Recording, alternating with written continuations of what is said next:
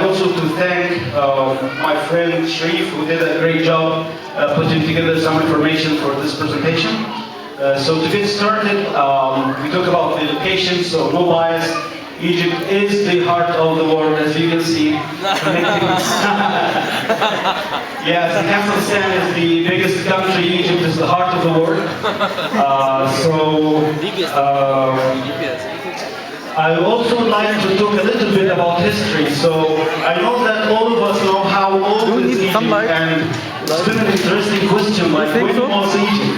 So in this chart that I put together here, we have anything above the zero is the BC, and below that is the BC. So I would like to put things in perspective just to remember how old this nation is.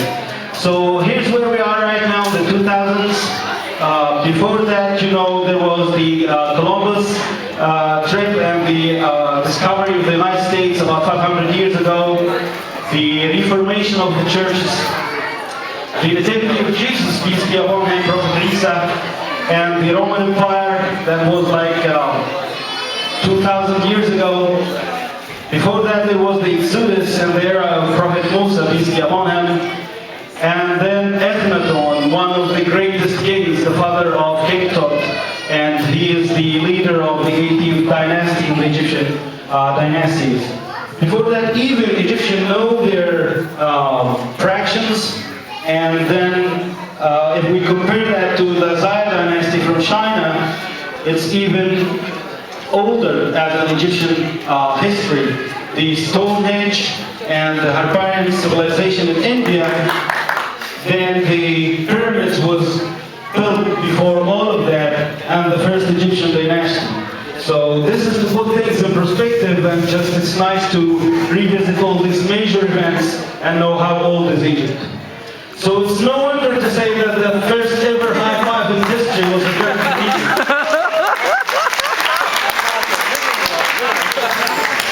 So to talk a little bit about the land, we live on about 1 million square kilometers with 90 million people, and the sad part of it is the population density is concentrated on just 6% of the land around the Nile and the Delta. I would also like to introduce some of the major landmarks in Egypt. Probably all of us know about this. The Nile River is one of the major Niles in the continent of Africa, and it's been a life artery for the country since far away. This is an image for the Nile from a satellite, and it's very interesting because it looked like a lotus flower, which has been always recognized by the Egyptians, the ancient Egyptians, to reflect on the value of this river.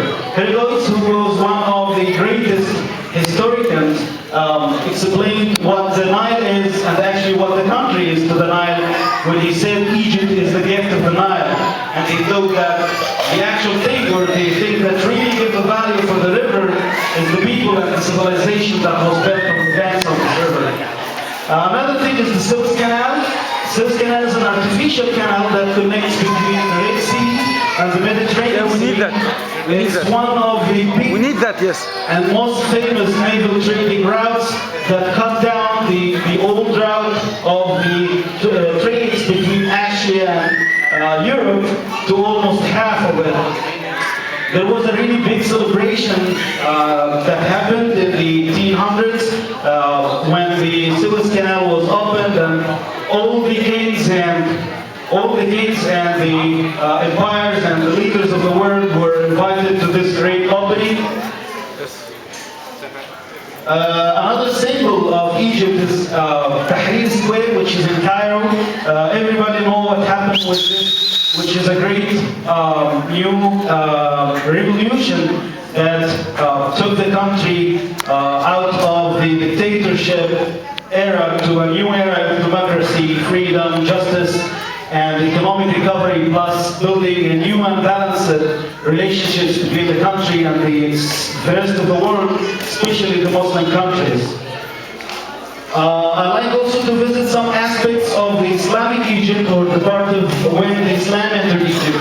Egypt has been declared as a Muslim country 1400 years ago. It took actually about 5 years to declare it as Muslim country on the hands of one of the big Muslim leaders by that time, Amr ibn al-As. The majority of the Muslims turned to be Muslims then by then, but we also, this is the mosque of Amr ibn al-As, and by that time it played a major role for the citizens in this area to teach them about Islam. But we always say that the Christians and Muslims, which are the major religions in Egypt, are the cohesive fabric that gave the country its power. Another aspect of the Muslim Egypt is Al-Azhar. Everybody knows what Al-Azhar is. It's been the lighthouse for transmitting Islam and teaching people about Islam and Quran for decades. All the students used to come from all over the world to Egypt to study about Islam and Al-Azhar. Also, this is the citadel of Salah ad-Din al-Ayyubi, a very famous Muslim leader who reopened Jerusalem, Al-Quds. We just hope for another day and for another leader like Salah ad-Din. Allahu Akbar. Moving to Eid, I know it's going to take forever to talk about Egypt's history.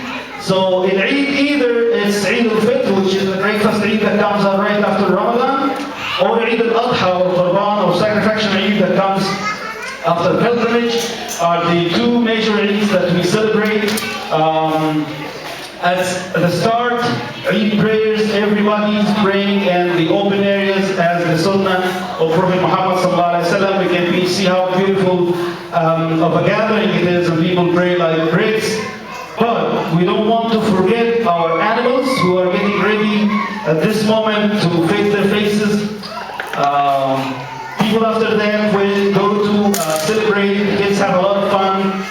People greet everybody, celebrate everybody. And then on the other side of this, there is a big battle that's going on. People trying to have fun with their sacrifice, trying to get control on it. Yeah, sometimes this could really get chaotic. Eid food, I know everyone has recognized what's the center of this. Fata, it's called fata. Fata is a mixture of rice, like baked bread, soup, and the meat that come from the udhiyah, or the animal that we sacrifice. We have all kinds of things that use the meat and parts of the animal to celebrate Eid, and it's something for everybody, for the wealthy people, for the poor people. It's a nice event to distribute meat for poor and needy people, and I have the recipe for all of this if anybody's interested. So yeah, this was my presentation, and this is Egypt. One more thing that is important that I have to say. Egypt is about history, land, and the people who made history. Thank you very much, and this is Egypt.